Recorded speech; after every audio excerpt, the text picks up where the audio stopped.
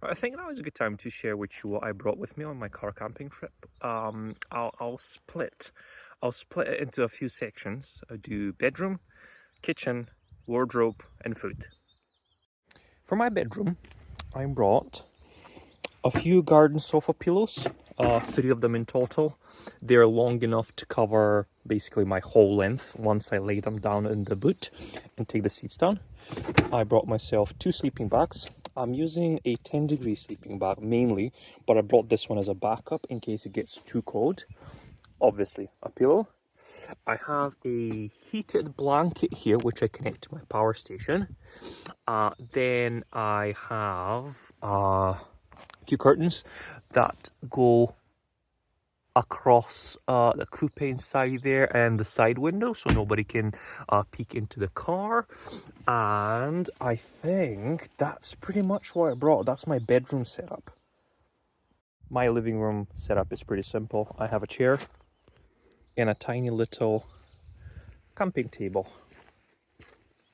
foldable camping table that I can use as a desk on the back seat. My kitchen slash cooking setup is pretty simple and it can definitely be simplified, but I just wanted to have a couple of options and see which one works better. For cooking, I have a standard camping stove with a couple of gas canisters. These are butane only. After 5 to 10 minutes of cooking, they get cold, pressure drops, and you basically can't really cook anymore. Basically the fire dies down. But they're not ideal.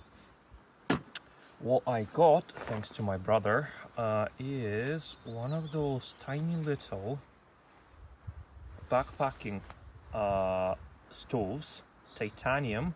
They're super sturdy, tiny little things that you screw on top of a butane propane bottle, gas bottle, which means because there's a bit of propane in there, pressure doesn't die down when temperature of the gas inside drops. So you screw that on top of it, and that does actually a pretty good job. So in the future, I think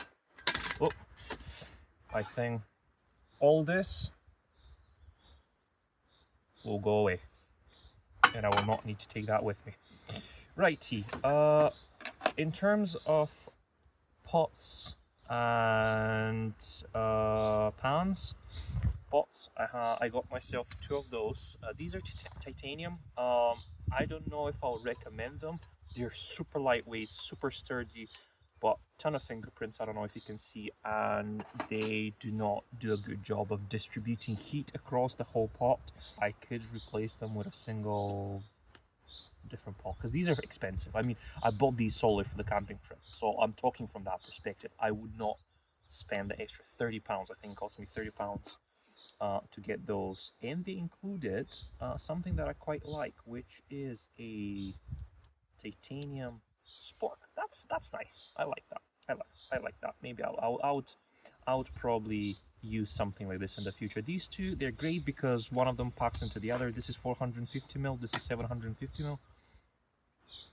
I like them. I wouldn't spend the money. I would just grab just a pot. I will have from my kitchen, from my home, and I think that's really, no, of course I'm forgetting the most important bit. A Ridge Monkey. That is my pan. Now this thing I've used in the past, and I can tell you it is amazing. What this is basically a sandwich toaster, they call it, but I'll show you. That's what it is. You can separate those nicely, so you can just cook on this one or on that one. But when you have something that requires heat from both sides, come on, there we go. So bacon, for example, put your piece of bacon here, close it, and it burns evenly from both sides. Eggs, sausages, it's a lot more efficient because obviously extra heat doesn't escape once the pan is open. So yeah, that is amazing. Small, it's aluminium, it's light. It comes with two handles here. Let me just quickly show you. They clip on. Oopsie, there's one handle. And here we go. Look at those. These are tiny. It's incredible. I love them. Clips onto this here. And then the other one. This one clips onto. Oopsie. There it is. That's what I'm talking about. There's a tiny little magnet here that allows them to clip onto each other. And you just cook like that. It's amazing. It is so portable. It's incredible. I would highly recommend it. This one, by the way, this is the XL version. I don't know how that's in what world this is XL, but this is the XL version. The standard version is this size, so barely enough for one egg. So I would not recommend the standard version. Get the XL, and I think there's a bigger version. No, I don't think. I'm sure there's a bigger version that comes with like a few different like compartments here. Like this top bit here is split in 3, and then there's a one wide bit here on the bottom. So yeah, definitely recommend that one. So yeah, here it is. That's my my simple car camping setup. Couple of things I forgot to mention. A lighter. You need a lighter to start up that backpacking stove I showed you earlier. And a plate, a camping plate, metal. Just in case I decide to cook myself something that will not fit in the pot. Obviously, water. These are 5 liters, and I have 2 of those. So 15 liters main supply and 2 1.5 liter bottles here. Power. In terms of power, energy, electricity, whatever you call it, I have a 160 watt EcoFlow solar panel hooked up to charge my EcoFlow River 2. Let's see what's it doing. It's pulling 100. I don't know if you can see 142 watts. Beautiful. And I have an Anker C300 DC. This is what keeps me running during the night. I put it next to my bed in the car, and I can charge my phone, my laptop, and it has like a pop-up light here.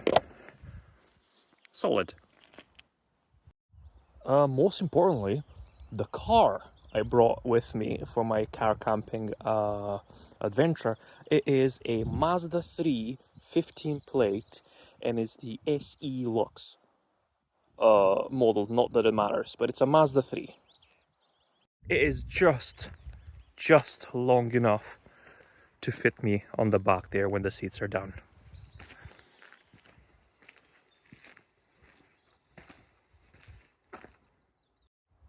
Footwear and clothes. Pair of slippers, pair of walking shoes, pair of boots.